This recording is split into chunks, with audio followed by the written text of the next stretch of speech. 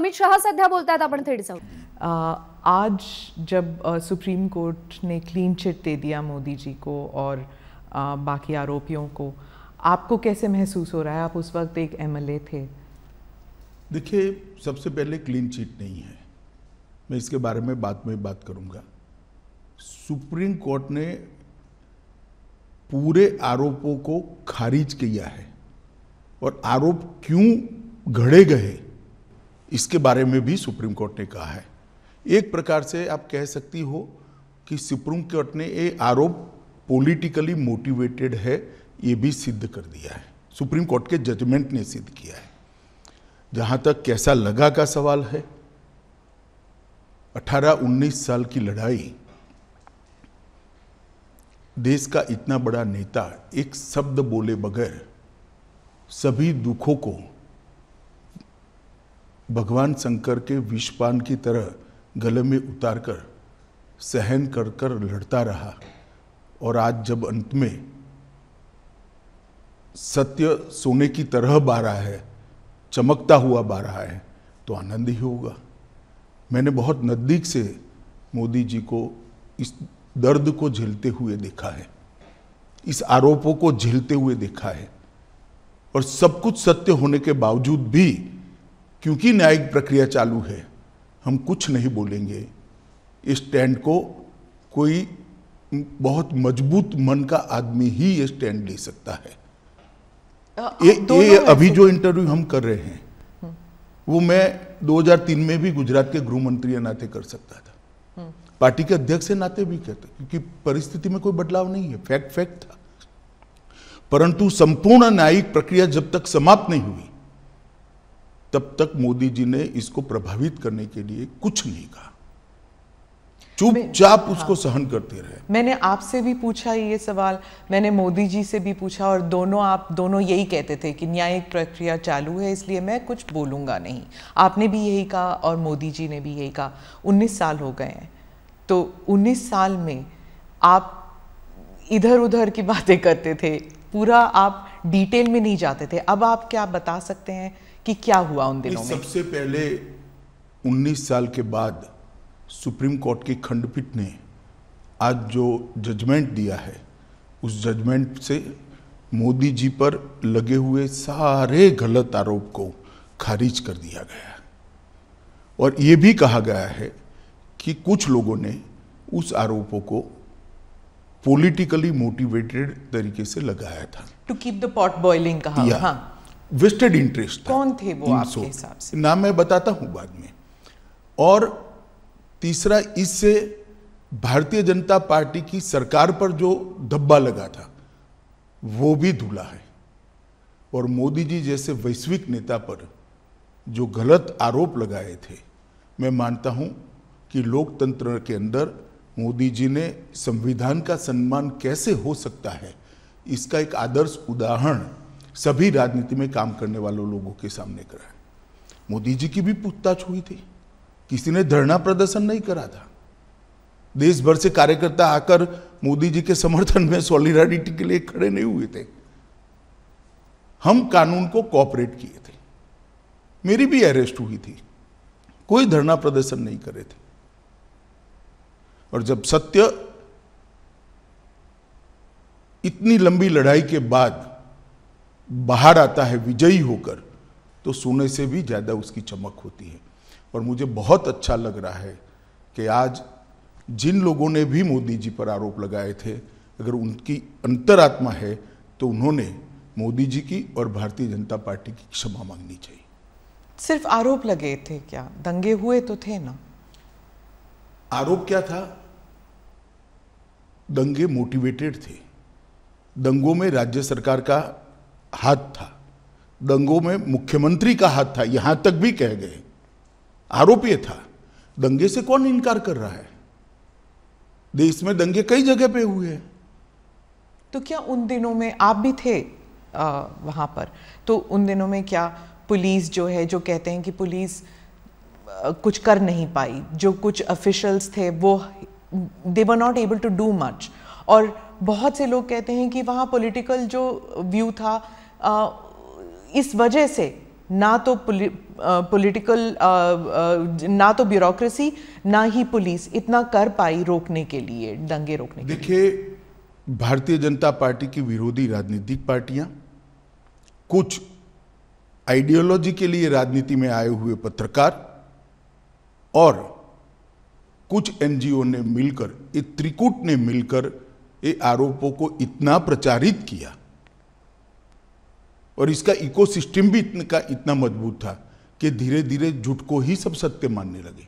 पर उस वक्त तो आपकी सरकार दिल्ली में भी थी और आपकी सरकार गुजरात में भी थी, तो फिर मीडिया को या फिर उन लोगों का नेटवर्क इतना स्ट्रांग कैसे था?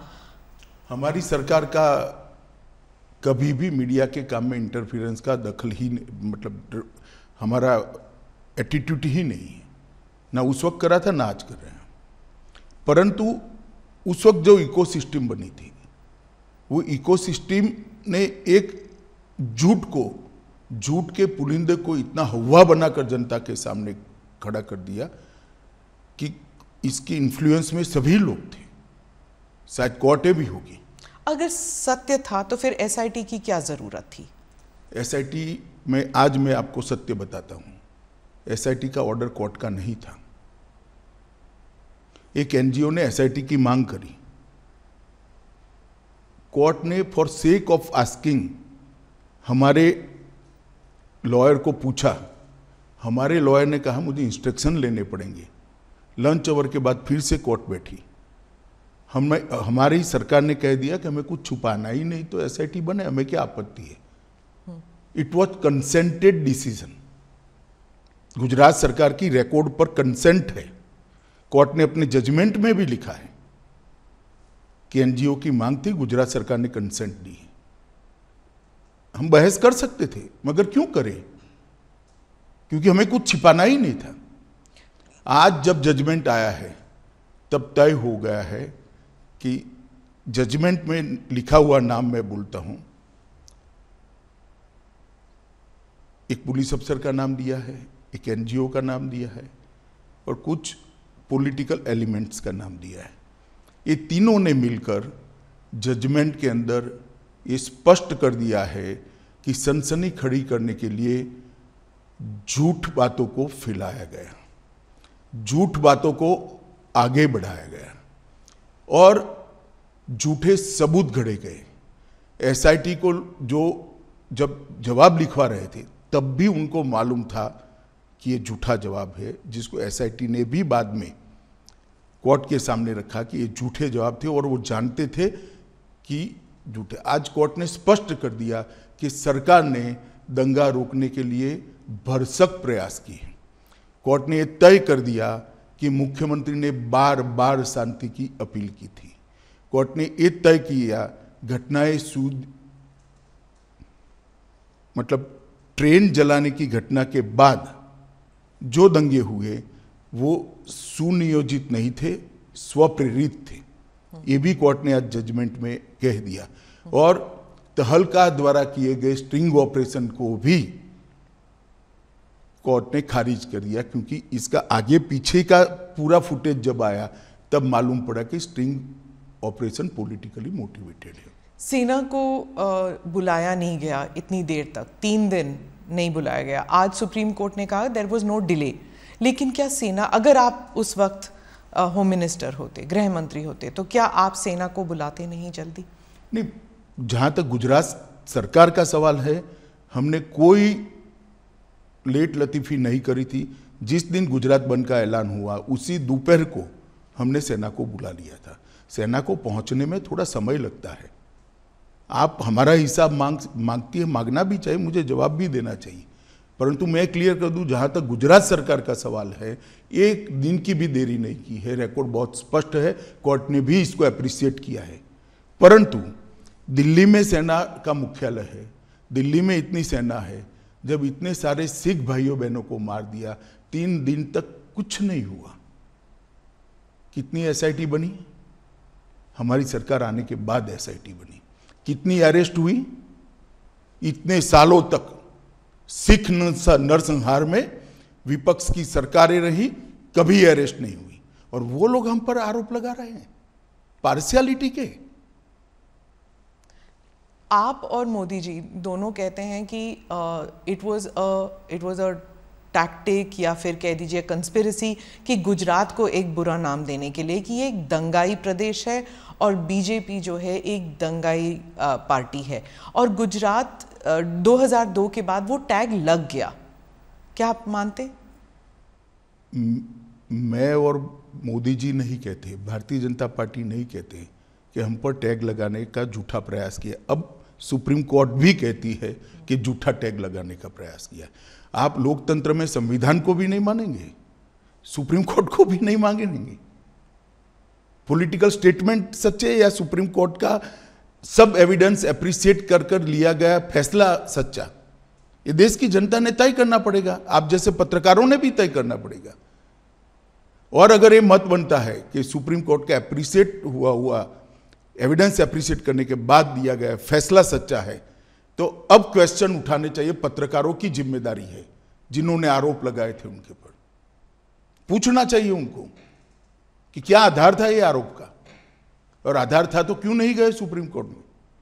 आपने एनजीओज का जिक्र किया, कौन से एनजीओज हैं, क्या किया उन्होंने? देखिए, मैंने बहुत हरीडली जजमेंट को पढ़ा है, मगर इसमें तीस्ता सेटलवाड का नाम बहुत स्पष्ट दिया है। तीस्ता सेटलवाड की एनजीओ थी, नाम तो मुझे मालूम नहीं है उनका। उन्होंने हर थाने में इस प्रकार की भारतीय जनता पार्टी के कार्यकर्ताओं को इन्वॉल्व करने वाली एप्लीकेशनें दे दी थी, और मीडिया का दबाव इतना था कि सभी एप्लीकेशनों को सच मानकर ट्रीट किया गया। मीडिया और एनजीओज का एक नेक्सस था, आप कह रहे हैं। इन दोनों ने मिलकर 20 साल तक चलाया ये पूरा?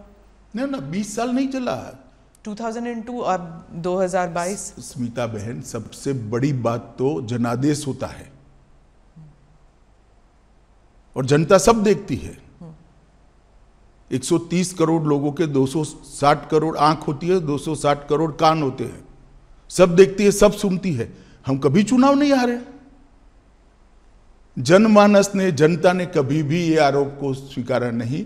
मीडिया, एनजीओ और हमारी विरोधी पॉलिटिकल पार्टी आरोपों को चलाते गई। एक चला दिया कि सीडी के बारे में, सीडी लेकर राहुल शर्मा चले गए, वहां पर नोटिंग है, नोटिंग साइड पर रोज काम है, उसने अपने रिकॉर्ड में रखा है, कोई कानून को नहीं तोड़ा है, और सुप्रीम कोर्ट ने भी इसको स्वीकृत किया है। बहुत से लोगों का मानना है कि एसआईटी इन्फ्लुएंस हुई थी, बीजेपी का दबाव था एसआईटी के ऊपर। हालांकि सुप्रीम कोर्ट ने तो कुछ और ही कहा है अभी, लेकिन इतने साल तक जब इन्वेस्टिगेशंस चल रहे थे तो उस टाइम सालों साल डिले करते गए। तो इस देखिए, एसआईटी की रचना हमने नहीं करी थी, देश की सर्वोच्च अदालत ने करी थी। अफसर का चयन भी हमने नहीं करा था, देश की सर्वोच्च अदालत ने एनजीओ को सुनने के बाद करा था। और जो अफसर रखे गए थे वो भारतीय जनता पार्टी के रूल स्टेट से नहीं लिए गए थे, सेंट्रल गवर्नमेंट के लिए गए थे, और तब तक सेंट्रल गवर्नमेंट बदल चुकी थी, यूपीए की आ चुकी थी। तो एसआईटी इन्फ्लुएंस नहीं हुई थी? जरा भी इन्फ्लुएंस नहीं। और कोर्ट मॉनिटरिंग केस था, कैसे इन्फ्लुएंस होती? इतने महंगे महंगे लॉयर एनजीओ की ओर से अपीयर होते थे। जैसे जाकिया जाफरी कहती थी, जो आप महंगे लॉयर्स की बात कर रहे हैं, कि आपकी तरफ के जो लॉयर्स थे वो बहुत हेविली पेड थे, उनकी तरफ से नहीं थे। एसआईटी के लॉयर्स जो थे हमारी ओर से हमारे लॉ ऑफिसर ही थे और कोई नहीं था। हाँ, उनको बहुत पैसे, लॉ ऑफिसर को इतना पैसा नहीं मिलता है, आप जानती हो। इसके पेमेंट का एक सिस्टम होता है, इसका रेट शब्द प्रयोग ठीक नहीं है, मगर उनकी फीस तय होती है। और कई सारे इतने गलत बातें कि फायरिंग में सिर्फ मुसलमान मारे गए, कोर्ट ने आज ये भी नकार दिया कि ऐसा नहीं हुआ है। फायरिंग में मुसलमान नहीं मारे गए, लेकिन दंगों में तो मुसलमान मारे गए ना। देखिए स्मिता जी, एक बात आप समझ कर चलिए, जिस तरह से 60 लोगों को जिंदा जला दिया था, उसका समाज में आक्रोश था। और जब तक दंगे नहीं हुए तब तक किसी ने इसका क्रिटिसिज्म भी नहीं किया, accept Bharatiya Janata party. Congress party का एक भी स्टेटमेंट, पार्लियामेंट चल रही थी उस दिन, किसी ने दुख भी व्यक्त नहीं किया। कि 60 लोगों को जिंदा जलाने की घटना का आप भर्त्सना भी नहीं करोगे, निंदा भी नहीं करोगे? इतनी बड़ी वोट बैंक पॉलिटिक्स होगी। आज सुप्रीम कोर्ट ने यह भी कह दिया कि जाकिया जाफरी किसी और के निर्देशन पर काम करती थी। कई सारे विक्टिम्स का एफिडेविट एनजीओ ने साइन कर दिए, विक्टिम को मालूम ही नहीं है। आपके हिसाब से किसने किया, क्यों किया जाकिया जाफरी के? सब जानते हैं ना कि तीस्ता सेतलवाड जी की एनजीओ ये सब कर रही थी, केवल और केवल। और उस वक्त जो यूपीए की सरकार आई उसने ढेर सारी मदद करी है तीस्ता सेतलवाड की एनजीओ को, ढेर सारी मदद करी है, सबको मालूम है, पूरे लुटियन दिल्ली को मालूम है। गुजरात में तो आपकी सरकार थी, इतने साल। गुजरात में हमारी सरकार थी, मगर जो एनजीओ थो उसको भारत सरकार ने मदद करी है, सब जानते हैं। और केवल मोदी जी को टारगेट बनाकर ये सब किया गया, उनकी छवि को हानि पहुंचाने के लिए किया गया, उनको दंगों के केस में उनकी लिप्तता बनाने के लिए किया गया, मगर सत्य को कुछ नहीं होता है। ये लंबी लड़ाई मोदी जी ने बहुत धैर्यपूर्वक सारी वेदनाओं को, वो विष को हजम करते हुए लड़े, और आज चमकते सूर्य की तरह सत्य बाहर आया है। मोदी जी जीत कर बाहर आए हैं। भारतीय जनता पार्टी के दंगों का कोई आरोप नहीं रहता। और मैं पूछना चाहता हूं, जो हम पर लगाते हैं, उनके शासन जहां जहां रहे हैं वहां दंगे नहीं हुए हैं क्या? उत्तर प्रदेश का वो इतिहास उठाकर देख लीजिए। पर कभी लेबल नहीं लगा किसी पर। लेबल लगाया नहीं आप लोगों ने, लेबल हमने थोड़ी ना लगाया है, लेबल फैक्ट के आधार पर थोड़ी ना लगा है। आप भी नहीं लगा पाए एज अ पॉलिटिकल पार्टी? हम करते ही नहीं, हम करना भी नहीं चाहते। हम क्यों किसी पर लगाए लेबल? दंगों का पॉलिटिकल उपयोग करना ही नहीं चाहिए। गुजरात में जब भी इन्वेस्टमेंट समिट होता था, हर अखबारों में दंगों पर आर्टिकल आ जाते थे। 10 साल तक, 12 साल तक कंटिन्यूअस आए। मोदी जी जब भी विदेश जाते थे, उनको एम्ब्रेस करने के लिए विदेश के अखबारों में आर्टिकल छपाए गए। एक व्यक्ति को परेशान करने के लिए कैसा हो सकता है? मुझे तो लगता है आप जैसे व्यक्तियों ने थीसिस लिखना चाहिए कि विसिएट कैंपेन कैसा होता है। ये कैंपेन चलाने वालों से सीखिए। तो इसलिए सुप्रीम कोर्ट का ये वर्डिक्ट इतना अहम क्यों है पार्टी के लिए और मोदी जी के लिए? मतलब आप जब इतिहास लिखेंगे आपकी पार्टी के लिए, तो 20 साल बाद, क्योंकि आज का जो युवा है वो तो जानता भी नहीं शायद 2002 में हुआ क्या, क्योंकि ये 20 साल पुरानी बात है। तो आज के युवा जब ये देखेंगे तो उस दिन क्या हुआ, उन 3 दिनों में क्या हुआ? क्या आपको अब कोई रिग्रेट्स हैं? और अब आप क्या देखते हैं इस सुप्रीम कोर्ट के वर्डिक्ट को? पहले एक बात समझ लीजिए, आज का युवा नहीं जानता है ऐसा आप कह सकते हो। इतिहास हजारों साल जिंदा रहता है, और झूठे आरोप जो होते हैं उसका निरसन न्यायालय के माध्यम से होना बहुत जरूरी है। और इसलिए लंबी लड़ाई, 18-19 साल लंबी लड़ाई मोदी जी भी लड़े हैं और सत्य ढूंढने वाले लोग भी लड़े हैं, और आज विजयी होकर बाहर आए। क्या इसलिए ये लड़ाई जरूरी थी? मतलब कि आप इतिहास जब लिख रहे हैं अपनी इतिहास पार्टी लिखने के लिए नहीं, किसी भी झूठ के सामने लड़ाई करना निहायत जरूरी होता है। किसी भी अपप्रचार के सामने उसको एक्सपोज करना बहुत जरूरी होता है। इतिहास तो अपने आप बनते रहते हैं। 2 बार 2/3 बहुमत से जीतना ही इतिहास है। देश में जीएसटी डाल देना भी इतिहास है। देश के अंदर सीडीएस बनाना भी इतिहास है। देश के पहली बार सर्जिकल स्ट्राइक करना भी इतिहास है। पहली बार एयर स्ट्राइक करना भी इतिहास है। पूरे दुनिया में भारत के गौरव को आसमान तक ले जाना भी इतिहास है। इतिहास की तो खैर बहुत सारी बातें हैं, परंतु झूठ के खिलाफ लड़ाई लड़नी चाहिए, और मोदी जी डट कर लड़े हैं, धैर्यपूर्वक लड़े हैं, और आज विजयी होकर बाहर आए। पार्टी के लिए ये कितना सिग्निफिकेंट है पॉलिटिकली? मैं पूछ रही हूँ। बहुत सिग्निफिकेंट है। पॉलिटिकली कम, परंतु जिस प्रकार से मेरे पार्टी के सर्वोच्च नेता को विक्टिमाइज करने का प्रयास किया गया, और आज कोर्ट ने उसकी धज्जियां उड़ा दी हैं। मैं मानता हूं ये जजमेंट भारतीय जनता पार्टी के हर कार्यकर्ता के लिए, न केवल मोदी जी के लिए, हर कार्यकर्ता के लिए। मोदी जी के लिए तो खैर आत्मसंतोष का विषय हो सकता है, हर कार्यकर्ता के लिए गौरव का विषय है कि आज जो झूठे आरोप हमारे सर्वोच्च नेतृत्व पर लगाए थे वो सारे खारिज हो गए। सर, गुजरात लेबोरेटरी ये एक टर्म बन गया था कि जो गुजरात में जो एक्सपेरिमेंट किया गया, यानी कि बिना मुसलमानों के सरकार हम बना सकते हैं, बिना मुसलमानों के वोट के हम सरकार बना सकते हैं, और अगर मुसलमान ज़रा सा इधर या उधर हो जाए, लाइन पे ना चले, तो दंगे करा सकते हैं। ये एक गुजरात एक्सपेरिमेंट और गुजरात लेबोरेटरी करके जो अपोजिशन पार्टीज़ कहते हैं कि बीजेपी जो है ये इसको एक पॉलिटिकल साइंस बना दिया है उन्होंने, और वो हर राज्य में इस्तेमाल करती है। देखिए, अब जैसा जिस कलर के ग्लास का चश्मा पहनेगी ऐसा दिखाई पड़ेगा। पीले पहनेगी तो पीला दिखाई पड़ेगा, काले पहनेगी तो काला दिखाई पड़ेगा। ये देखने का नजरिया है। गुजरात मॉडल जरूर बना है। देश में हमने सबसे पहले 24 घंटा बिजली हर गांव में पहुंचाने का काम किया, वो एक मॉडल है। देश के अंदर 12 साल के अंदर जीरो ड्रॉप आउट रेशियो, लगभग जीरो ड्रॉप आउट रेशियो, और 99% से ज़्यादा एनरोलमेंट किया बच्चों का प्राइमरी एजुकेशन के अंदर, वो भी मॉडल है। गुजरात के ट्राइबल एरिया के लिए वन बंधु कल्याण योजना लेकर आए, वो भी मॉडल है। 10% ग्रोथ रेट के साथ 12 साल तक एग्रीकल्चर ग्रोथ रेट हमने अचीव किया है, वो भी एक मॉडल है। ढेर सारे मॉडल है, हाईवेज से लेकर ग्रामीण विकास से लेकर अर्बन डेवलपमेंट तक। हमारे अर्बन डेवलपमेंट के एक्ट भी मॉडल है। जहाँ तक दंगों का सवाल आप कर रही है, आप एक बात समझ लीजिए, आप इतनी वरिष्ठ पत्रकार है स्मिता बहन, आप कांग्रेस के शासन के जो आपको ठीक लगे वो 5 साल, और भारतीय जनता पार्टी के शासन से जो आपको ठीक लगे वो 5 साल ले लो।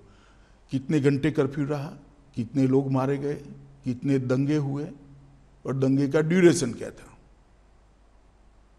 कंपैरिजन कर लीजिए तो मालूम पड़ जाएगा कि दंगे किसके शासन में ज्यादा हुए। और दूसरी बात, ये दंगा होने का मूल कारण गोधरा की ट्रेन को जला देना था।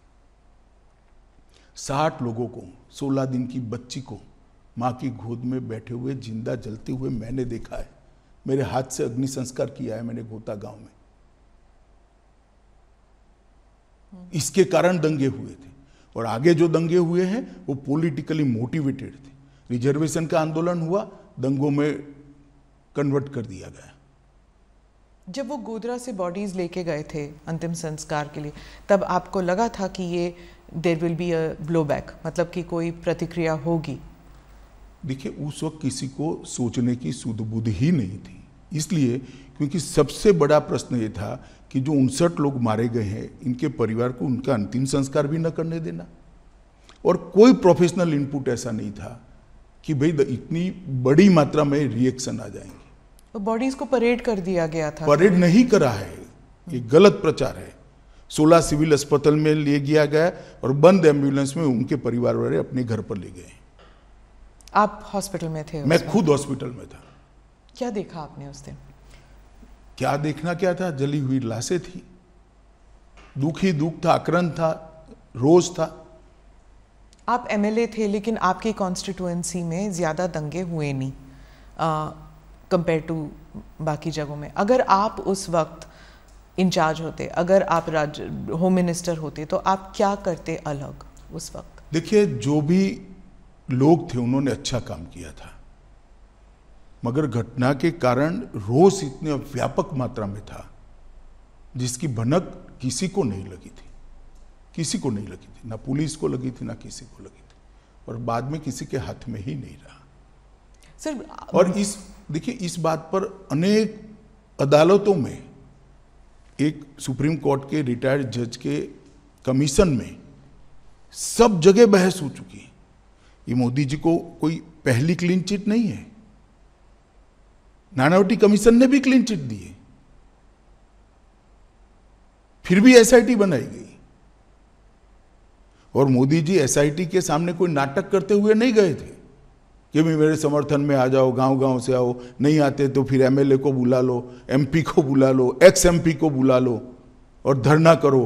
पर क्यों नहीं गई बीजेपी, क्यों नहीं गई अब सपोर्ट? हम मानते थे कि हमने न्याय में सहयोग करना चाहिए, न्यायिक प्रक्रिया में सहयोग करना चाहिए। सुप्रीम कोर्ट का ऑर्डर है, एक एसआईटी काम कर रही है। एसआईटी अगर चाहती है मुख्यमंत्री जी को कुछ सवाल पूछना, तो मुख्यमंत्री स्वयं कहते हैं कि मैं कोऑपरेट करने के लिए तैयार हूं। किस चीज का आंदोलन करना है? आंदोलन किस चीज का करना है? ये न्यायिक प्रक्रिया है। हमारे यहाँ कोई भी व्यक्ति न्याय की परिधि से बाहर नहीं है। नहीं, दैट आई एग्री, लेकिन आप खुद कह रहे हैं कि विक्टिमाइजेशन हो रही थी। मतलब आपको आपके खिलाफ जो चल रहा था उस टाइम, मीडिया ट्रायल या एनजीओ, उसके खिलाफ आंदोलन, क्या वो जस्टिफाइड नहीं था? देखिए, ट्रायल के खिलाफ, कोई भी न्यायिक प्रक्रिया के खिलाफ आंदोलन जस्टिफाइड नहीं होता है, क्योंकि हमारा व्यू था वो व्यू सही तभी माना जाएगा जब न्याय की अदालत उस पर थप्पा मारी, मुझे जेल में डाल दिया। तो मैं तो कहता ही था मैं निर्दोष था, परंतु जब न्याय की अदालत ने कहा कि मुझ पर गलत केस किया गया, मुझे फंसाने के लिए पॉलिटिकली मोटिवेटेड साजिश थी सीबीआई की, तब इस पर थप्पा लगता है। मेरे कहने से कुछ नहीं होता। उस वक्त लगा आपको कि पार्टी आपके साथ नहीं है? जरा भी नहीं लगा, पार्टी मेरे साथ ही थी। और आपको उस वक्त लगा कि ये पॉलिटिकल वेंडेटा है कि आपको जेल में डाल दिया? मैं तो भाग्य मानता हूं। क्यों? मैं भाग्य में मानता हूं, और मेरा तो जिन्होंने भी किया भला ही किया है। तो ये आप समझते हैं कि आपकी भलाई में हुआ? कैसे? नहीं, जो हुआ भले के लिए हुआ, बाद में परिणाम अच्छे आए। आपको क्या लगा उस वक्त जब आप जेल में थे? तो कुछ नहीं लगता था। मैं लड़ाई लड़ने का निर्णय आपको पता था कि आप बाहर निर्दोष निकल सीता जी, आज के इंटरव्यू का विषय मेरा केस नहीं है। आज के इंटरव्यू का विषय एक इतने बड़े पोटेंशियल लीडर पर, एक राज्य के मुख्यमंत्री पर। आप दोनों साथ थे सर, इसलिए मैं पूछ रही हूँ। 20 साल से आप दोनों एक साथ हैं, गुजरात से लेकर यहाँ तक, दिल्ली तक आना। आप दोनों लोग मोदी जी के साथ है 25-25 साल से, 40-40 साल से। इस केस में केस में नहीं, भारतीय जनता पार्टी के कार्यकर्ता है नाते। पर ये राइट्स को लेकर जब भी किसी को सोचा जाता है, किसी के बारे में सोचा जाता है, आप दोनों के बारे में, हालांकि आप उस वक्त सिर्फ एक एमएलए थे, लेकिन इस लड़ाई में आप उनके साथ थे हमेशा। नहीं तो लड़ाई मुझे लड़नी है, क्योंकि ये सत्य की लड़ाई है। मेरी पार्टी पर आरोप लगे, मेरे नेता पर आरोप लगे, मैं क्यों नहीं लड़ूंगा? पर ऑपोजिशन हमेशा कहती है कि दंगे आप करने देते हैं, जब तक लोग डेथ टोल नहीं हो जाता तब तक आप दंगे करने देते, क्योंकि इससे पॉलिटिकल फायदा होता है, पोलराइजेशन। सीता बहन, आप भी वही कर रही हो जो 2003 में मीडिया ने किया था। आपके पास इतनी बड़ी टीम है। भारतीय जनता पार्टी की कोई कम राज्यों में सरकार रही नहीं है। जहाँ जहाँ हमारी सरकार है, वहाँ पहले कांग्रेस की भी सरकार थी, सपा की भी थी, बसपा की भी थी, तृणमूल कांग्रेस और कम्युनिस्टों की भी है। ठीक है, भारतीय जनता पार्टी का शासन का कालखंड और एवरेज दंगे और एवरेज हताहत होने वाले लोग और उनके कालखंड का आप निकाल दीजिए। आप मैथमेटिकल फॉर्मूला निकाल रहे हैं। मैथमेटिकल फॉर्मूला नहीं कह रहा। अगर हम स्पॉन्सर करते हैं तो दंगे ज्यादा होने चाहिए। दिखता नहीं है ना, वही तो वो कह रहे हैं कि आप जब स्पॉन्सर करते देखना नहीं चाहते, आप देखना नहीं चाहते कि भाजपा के शासन में दंगे कम होते हैं। दंगे जब होते हैं, वो कह रहे हैं, ऑपोजिशन कहती है दंगों से फायदा होता है बीजेपी को, पोलराइजेशन से पॉलिटिकल फायदा होता है, इलेक्टोरल फायदा होता है। तो फिर हम ज्यादा कराते हैं, दंगे तो कम हो रहे हैं। मैं गुजरात पे वापस आती हूँ, क्योंकि आप गुजरात स्पेसिफिक इंटरव्यू आपने कहा कि आप और किसी चीज़ पर बात नहीं करना चाहते, सिर्फ गुजरात पर बात करना चाहते हैं। आप मुझे बताइए कि अब आप 20 साल अगर आपको रिवर्स पे देखना पड़े, तो क्या मोदी जी कर सकते थे जो उन्होंने नहीं किया? ऐसा है, सब कुछ किया है। मैं तो बहुत नज़दीक से देख रहा था। इतने डिटेल में शायद ही किसी मुख्यमंत्री ने काम किया था। एक 100 पुलिस की हो रही है, 150 पुलिस की होती है, एडिशनल फोर्स लो तो 400 पुलिस की हो गई, और 2 लाख लोगों का जमघट है। क्या कर सकते हैं आप? इसको कंट्रोल करते करते समय लगता है। टीयर गैस, लाठीचार्ज, ये सब हुआ है, फायरिंग हुआ है। 900 लोग फायरिंग में मारे गए। तीसरे दिन नहीं, दूसरे दिन भी हुआ है। पहले दिन तो सवाल ही नहीं था, घटना थी। दूसरे दिन भी फायरिंग हुआ है, तीसरे दिन भी हुआ है। परंतु सरकार को भी व्यवस्थाएं करने में और जो स्केल बन गया उस स्केल को पहुंचने में थोड़ा समय लगता है। और मैं आपको बताना चाहता हूं कि मुझे पूरा मालूम है, इस वक्त गिल साहब भी हमारे यहाँ आए थे हमारी मदद में, मोदी जी की सरकार की मदद में। गिल साहब के साथ मैंने भी डिनर करा है। उन्होंने कहा इससे ज्यादा प्रॉम्प्ट एक्शन मेरे जीवन में मैंने नहीं देखा है। और उन्होंने पंजाब एक्शन देखा हुआ था। हाँ, कि इससे ज्यादा न्यूट्रल और प्रॉम्प्ट, दो शब्द प्रयोग थे, न्यूट्रल और प्रॉम्प्ट एक्शन मैंने मेरे जीवन में पुलिस की करियर में नहीं देखा है। फिर भी आरोप लगाए, गिल पर ही लगा दिए आरोप। अब जो पिटिशनर्स हैं वो कह रहे हैं उन्हें न्याय नहीं मिला सुप्रीम कोर्ट के। जाकिर जाफरी, क्या उन्हें न्याय मिला है? आपको क्या लगता है? मैं निश्चित रूप से मानता हूं एक ही जजमेंट सेशन कोर्ट में आया, इसके खिलाफ आपने हाई कोर्ट में अपील की, हाई कोर्ट ने कड़ाई से, सेशन कोर्ट से ज़्यादा कड़ाई से कहा। इसके खिलाफ आपने सुप्रीम कोर्ट में अपील करी, सुप्रीम कोर्ट ने इससे भी कड़ाई से करा। फिर भी आप स्वीकार नहीं करते हो तो क्या कर सकते हैं? और दूसरा, डेट जिसने ली है इसका रिकॉर्ड न्याय की अदालतों में पड़ा हुआ है, देख लेना चाहिए जिसको भी इंटरेस्ट है उसने। हर बार एनजीओ ने डेट ली है। लंबा खींचना, इश्यू को पेंडिंग रखना। क्यों? क्योंकि मोदी जी पर आरोप लगता रहे। तो जस्टिस वो नहीं चाहते थे, वो पॉलिटिकल वेंडेटा चाहते थे, क्या ये कह रहे हैं आप? पॉलिटिकल गेन चाहते थे। पॉलिटिकल, मैं जाकिया जी की बात नहीं कर रहा, जो एनजीओ साथ में लगे थे, जो पॉलिटिकल पार्टियां एनजीओ को फंडिंग कर रही थी और जो मीडिया के ग्रुप एनजीओ को प्रसिद्धि दे रहे थे, वो लोग। सर मुझे बताइए कि 2002 के बाद और इस न्यायिक प्रक्रिया के बाद क्या लेसन्स हैं? क्योंकि मंथन तो होता है आपकी पार्टी में और गवर्नमेंट में भी, सरकार में भी, तो क्या लेसन्स आप सीख चुके हैं इससे? क्या कि ऐसे अब कभी ना हो? ढेर सारे सुझाव आए हैं। वो सारे सुझाव, मैं ही गृह मंत्री था, मोदी जी ही मुख्यमंत्री थे। गुजरात पुलिस ने अपनी कार्यपद्धति के अंदर इनकॉर्पोरेट कर दिए गए हैं। ट्रेनिंग मॉड्यूल भी बदले गए हैं, सूचना प्राप्त करने की पद्धति को भी बदला गया है, सूचना का ग्रेडेशन करने की नई सिस्टम इवॉल्व कर दी गई है और सूचना ग्रेडेशन करने के बाद इसके अनुरूप एक्शन क्या होंगे इसकी भी एक एसओपी बनाई गई है। इसलिए 2002 के बाद गुजरात में एक भी दंगा नहीं हुआ है। सेंटर स्टेट में जो तालमेल होना चाहिए राइट्स कंट्रोल करने के लिए, क्या उसे फाइन ट्यूनिंग, उसकी फाइन ट्यूनिंग मुझे लगता है व्यवस्था ठीक है। अभी जो व्यवस्था है वो ठीक है।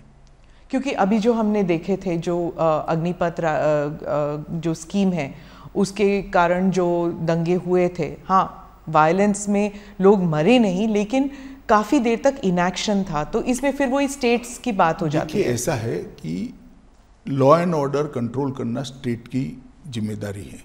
भारत सरकार सहयोग कर सकती है, स्टेट की डिमांड पर सहयोग कर सकती है। और जब स्टेट को लगता है कि हमारी स्टेट की मशीनरी कम पड़ रही है या तो हमें ज़्यादा मैन पावर चाहिए जो स्टेट के पास उपलब्ध नहीं है, तो रिजर्व फोर्स में से भारत सरकार की मैन पावर जाता है। ये व्यवस्था बहुत परफेक्ट है और हर स्टेट में कमोबेश भारत सरकार के सीएपीएफ्स के बटालियन लगे हुए हैं, तो कहीं और से नहीं लाना है। मानो बिहार है तो एसएसबी हमारी तुरंत घंटों में पहुंच सकती है। पर उसमें भी कहा जाता है कि पॉलिटिकली हो जाता है मोटिवेट, जैसे ममता जी कहती हैं कि जो सेंट्रल फोर्सेस हैं वो पॉलिटिकल आदेश पर काम करती हैं। स्मिताबेन, ममता जी को ना आप समझा सकते हो ना मैं समझा सकता हूँ, छोड़िए। इसके आधार पर एडमिनिस्ट्रेशन कैसे तय होगा? पॉलिटिकल बातें करने के लिए हर एक को इस देश में स्वतंत्रता है। जी, आपका कोई आज जब ये रूलिंग आई तो आप, एक बार और पूछूंगी मैं कि आपको कैसे महसूस हो रहा है आज के? मुझे बहुत अच्छा महसूस होता है। मोदी जी को बहुत सारे बदनामी झेलते हुए मैंने देखा है मोदी जी पे बहुत सारे झूठ और झूठे आरोप मढ़ते हुए, निर्लज्जता से मढ़ते हुए मैंने देखा है। इसके बावजूद भी संवैधानिक प्रक्रिया है, कानूनी प्रक्रिया, इसके ऊपर कुछ नहीं करना है, ये बोल्ड स्टैंड लेते हुए मैंने देखा है और 18 साल धैर्य रखते हुए देखा है और 18 साल के बाद आज विजयी होते हुए भी मैंने देखा है। मुझे तो बड़ा संतोष है कि सार्वजनिक जीवन में नरेंद्र मोदी ने एक ऐसा एग्जाम्पल सेट किया है कि आरोप कितना भी झूठा हो, आप उसको न्याय की अदालत ही तय कर सकती है, सच है या झूठ है, तब तक धैर्य रखना चाहिए। सुप्रीम कोर्ट में ऑब्जर्वेशन ये भी था कि उस वक्त की सरकार ने दंगा रोकने का प्रयास नहीं किया और ये भी कि कुछ विटनेसेस जो हैं वो ऐसे जवाब दे रहे थे जैसे कि डिक्टेशन दे रहे हैं उन्हें। दोनों चीज़ें ऑब्जर्व किया गया। देखिए, उस वक्त सुप्रीम कोर्ट ने जो ऑब्जर्वेशन किया था वो एनजीओ के एफिडेविट के आधार पर किया था। इसकी जांच के लिए एसआईटी बनाई थी, एसआईटी ने अपनी रिपोर्ट दे दी और आज जो जजमेंट आया है उसमें सुप्रीम कोर्ट ने कहा है राज्य सरकार ने दंगा रोकने के लिए भरसक कोशिश की, राज्य सरकार ने उचित समय पर उचित कार्यवाही कर कम नुकसान में दंगों को समाप्त किया और राज्य सरकार ने सुप्रीम कोर्ट द्वारा दी गई विटनेस प्रोटेक्शन की स्कीम को पूरा का पूरा फुल स्टॉप कॉमा में पूरा किया है। तो इसीलिए कहा जाएगा कि सुप्रीम कोर्ट को भी इन्फ्लुएंस किया है। सवाल ही नहीं है सुप्रीम कोर्ट को इन्फ्लुएंस करने का। आप आरोप लगाने के लिए तो कोई भी कुछ भी लगा सकता है, परंतु आप जजमेंट पढ़ेगी, मेरे हिसाब से 300 से ज़्यादा पेज का जजमेंट है और हर आरोप को सुप्रीम कोर्ट ने गोलमोल नहीं किया है, डील किया है, किस आधार पर ये करा है। सामने से श्री कपिल सिब्बल ने बहुत सारे आर्ग्यूमेंट्स किए हैं, ऐसा नहीं है। ये इतने सालों से लड़ा जाने वाला केस है, सुप्रीम कोर्ट में 7 साल तक केस चला है और हर बार पूरे पूरे दिन सुनवाइयां हुई है। ये तीनों बातों को सुप्रीम कोर्ट ने स्पष्ट किया है कि राज्य सरकार ने भरसक कोशिश की, उचित समय पर उचित निर्णय लेकर इसको कम नुकसान में दंगों को समाप्त करा और जो विटनेस प्रोटेक्शन स्कीम राज्य सरकार ने सुप्रीम कोर्ट के सामने रखी थी, सुप्रीम कोर्ट ने थोड़े बहुत अमेंडमेंट कर अप्रूव करी थी, इसको फुल स्टॉप कॉमा में स्पिरिट के साथ लागू किया है।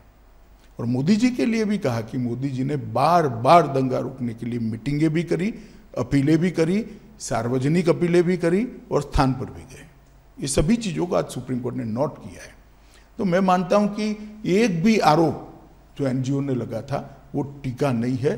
मोदी जी बिल्कुल कोई आरोप के बगैर पूरी बात से आज सुप्रीम कोर्ट के जजमेंट से बाहर आए हैं और आज सत्य का विजय हुआ है। मीडिया और एनजीओज, इन दोनों के ऊपर सुप्रीम कोर्ट ने भी कहा है, आप एक बार अगर आप कहें कि आप what do you think should be the role, और क्या रोल मीडिया ने नेगेटिव पॉजिटिव, एनजीओज ने नेगेटिव पॉजिटिव क्या किया? नहीं, त्रिकूट है, सिर्फ मीडिया और एनजीओ नहीं है। पॉलिटिकल पार्टियां भी जो एनजीओ को नर्स करती है वो भी है, आप इसको मत छोड़िए। तो आप व्हाट डू यू थिंक कि क्या इससे कोई लर्निंग लेसन्स मिलेंगे? मैं तो मानता हूं ये देखकर सबने आत्मचिंतन करना चाहिए। धन्यवाद मेरे से बात करने। Thank you. Thank you. तर केंद्रीय गृहमंत्री अमित शहा यांनी सध्या संवाद साधलेला आहे। गुजरात दंगली प्रकरणी नरेंद्र मोदी यांना सुप्रीम कोर्टानं क्लीन शीट दिल्यानंतर सध्या अमित शहा यांनी माध्यमांना ही प्रतिक्रिया दिलेली आहे।